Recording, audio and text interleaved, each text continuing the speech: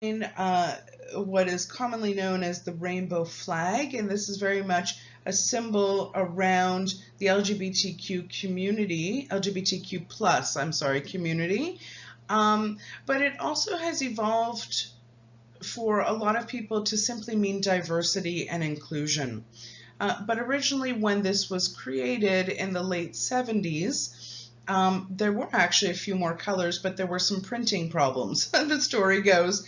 And so there was pink included initially, and then the printing capabilities at that time were not able to come up with that. So it ended up being these colors, and each one stands for something else. So red symbolizes life, orange is healing, yellow is the sun, green is nature, blue is art, and the purple or violet means spirit.